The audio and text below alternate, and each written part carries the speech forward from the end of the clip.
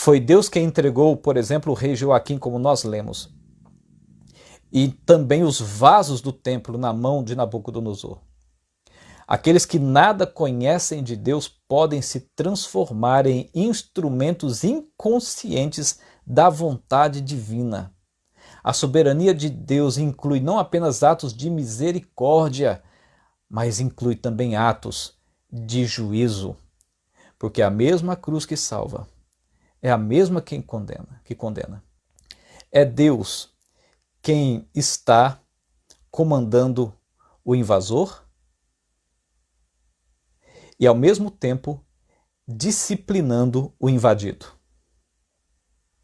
Não foi Deus quem lançou as pragas ou que lança as pragas sobre o mundo, mas Deus tira proveito para falar com força ao nosso coração. Assim como Deus permitiu que o templo, o santuário, fosse destruído, hoje, por exemplo, Deus permite que o seu templo seja fechado, não é verdade? Não é esse o drama que estamos vivendo hoje? Mas para quê? Para que tudo isso?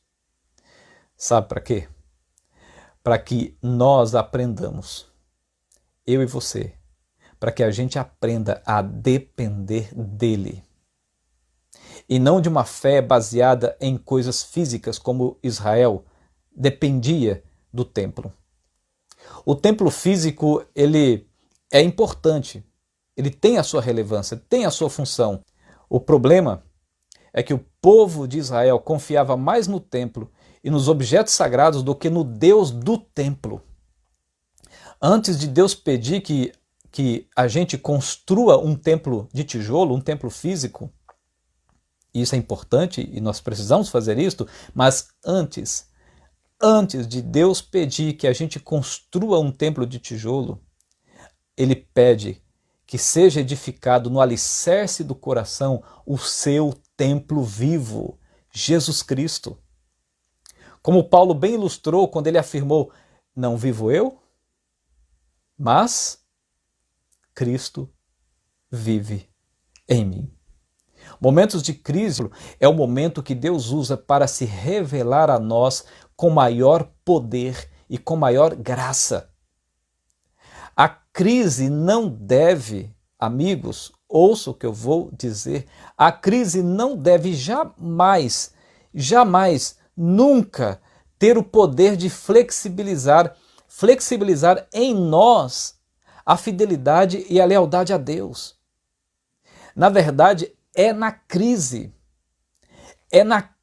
que se revela os bastidores do coração. É no blackout que as estrelas mais brilhantes se revelam.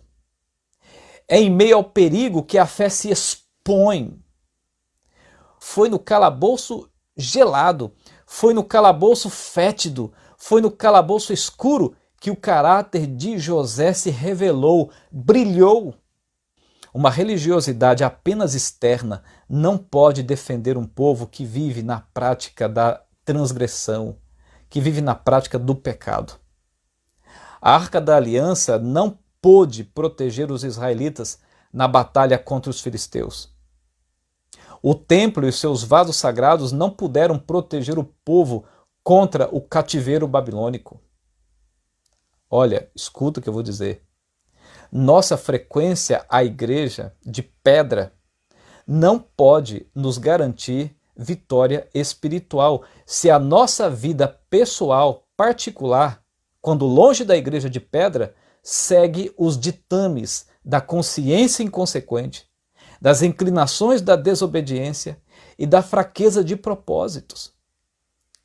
A exemplo do povo de Israel, tem gente que só é fiel a Deus quando está no templo, quando está na igreja. Quando distantes da igreja, quando distantes do templo, são levados pela enxurrada do descompromisso, levados pela enxurrada da falta de poder moral. Portanto, amigos, Deus permite a crise. Ele permite a crise como uma oportunidade para conhecermos o nosso próprio coração. Deus permite a crise como uma oportunidade para conhecermos o nosso próprio coração. Olha, é na crise que nós conseguimos enxergar melhor onde está a medida do termômetro da fé e da lealdade a Deus. Você sabe muito bem que será em uma grande crise, maior, muito maior do que essa, que Jesus Cristo retornará nas nuvens do céu. Será no percurso de uma crise sem precedentes, muito maior do que a que estamos vivendo, que o maior de todos os milagres, que a maior de todas as esperanças acontecerá, a segunda vinda de Cristo. Percebe? A crise sempre revela algo grandioso. Então, meu querido, Deus está falando contigo hoje. Portanto, Daniel nos ensina algumas lições bem oportunas e bem práticas. E uma delas é que o cálice da ira de Deus um dia transbordará. A paciência de Deus tem limites. O mesmo Deus que adverte, o mesmo Deus que aconselha, o mesmo Deus que exorta, chama e clama, é o mesmo Deus que usa a disciplina.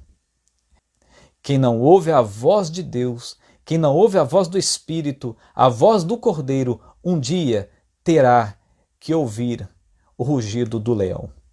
Uma outra lição importante é que uma religião apenas de embalagem não ajudará no dia em que uma crise maior caiu sobre o mundo. O povo de Deus confiava no templo, lembra? Confiava no templo, mas não confiava plenamente em Deus. Eles eram religiosos. E de religião não falta o mundo. Mas não levavam a sério a palavra de Deus. E por isso foram levados cativos para a Babilônia. Guarde bem o que eu vou dizer.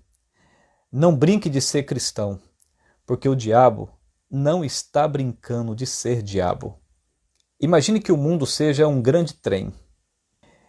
Enquanto ele não chega nesse destino final, ele vai parando em cada estação. E em cada estação, pessoas estão ali nos vagões advertindo, dizendo, por favor, saiam do trem na próxima estação, desçam do trem na próxima estação. E as pessoas ali dentro dos vagões ficam ouvindo. Alguns pensam assim, que povo doido é esse? Lunático? Fanático?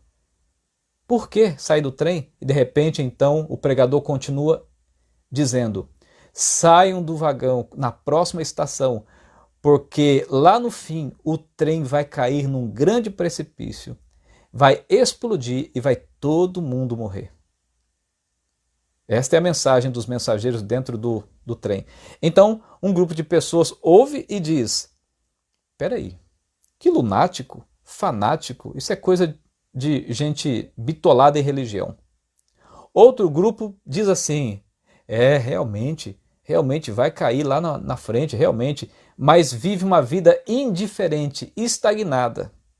Não toma nenhuma posição, nenhuma escolha, nenhuma decisão de abandonar o trem. E agora tem um outro grupo que se preocupa e já se prepara para quando o trem parar na próxima estação ele descer. O mundo é mais ou menos assim hoje. A mensagem sobre a segunda vinda de Cristo, o apelo de Deus ao coração humano, do perdão, do amor, da compaixão, da misericórdia, todo o apelo que é feito à humanidade, 3 grupos de pessoas lidam com essa mensagem da segunda vinda de Cristo, do perdão que é oferecido, da mudança de vida. Um grupo olha e diz, isso é coisa de religioso, é coisa de lunático, é coisa de gente bitolada em religião, e ignora. Outro grupo reconhece, de fato, nós estamos no fim, diante da segunda vinda de Cristo, realmente Jesus vai voltar, mas não toma nenhuma postura, nenhuma decisão. Nenhuma. Vive a vida indiferente, mesmo tendo consciência. Mas tem um grupo que ouve e começa a lutar com o próprio eu, começa a batalhar com a sua própria arrogância, prepotência, começa a lutar contra as tendências más do coração, se agarra em Cristo, implora pelo perdão, pela misericórdia, pela compaixão, agarra aos pés da cruz do Calvário e não solta, é falho, é errante, mas continua lutando, perseverando, continua em pé, batalhando nessa guerra para ser vitorioso na graça de Jesus Cristo. É isso que está acontecendo hoje. Quando o trem parou na estação, quem deu ouvidos à voz do Espírito desceu. Mas os indiferentes, que tinham consciência que o trem realmente iria cair, lá embaixo, lá na frente, não desceram do vagão. E os demais céticos, incrédulos, que tratavam essa mensagem como uma mensagem de gente bitolada em religião, essas pessoas também permaneceram no trem. É isso que está acontecendo hoje, amigo. E eu pergunto, e você? E você? Você é como esse grupo de pessoas que acha que isso é uma coisa de gente bitolada em religião? Ou você faz parte do grupo que sabe que tudo isso vai acontecer, que as profecias se cumprirão, sabe que Jesus voltará de fato, mas mesmo assim continua sendo guiado pela indiferença, pelo desdém, pela frieza de coração? Ou você faz parte do grupo que, acima de qualquer coisa, quer se preparar para a segunda vinda de Cristo? Eu convoco você. Eu lhe convido para fazer parte desse terceiro grupo. Eu convido você a cair de joelhos diante de Deus e dizer: Senhor, por favor, tenha misericórdia de mim. Tenha compaixão de mim. Eu convido você a cair diante da cruz do Calvário e suplicar a Deus por livramento. Suplicar a Ele que Ele escreva o seu nome no livro da vida. Ouvir a voz do Espírito, permitir que o Espírito faça a obra que precisa ser feita na sua vida. Eu convido você, amigo, eu convido você a se desvencilhar das correntes que continuam aprisionando você. Largue o seu pecado. Largue a sua deslealdade e seja fiel a Deus. Seja leal àquele que foi leal a você até a cruz do Calvário. Um soldado, como você bem sabe, um soldado, ele pode ficar 20 anos sem ir para a guerra, mas ele não pode ficar nem um dia sequer sem exercitar, sem treinar para a guerra. E você é um soldado do céu, um soldado de Cristo. Jesus pode até demorar algum tempo mais para voltar, mas você e eu não podemos nem um dia sequer deixar de nos exercitar, de nos preparar para a sua segunda vinda. Alimente, nutre a sua fé, alimente a sua fé para que o seu temor, para que o seu medo morra de fome. Deus quer vencer com você, Deus quer vencer com esse povo, com essa igreja. E somos como um vulcão, essa igreja é como um vulcão adormecido, que a qualquer momento entrará em erupção.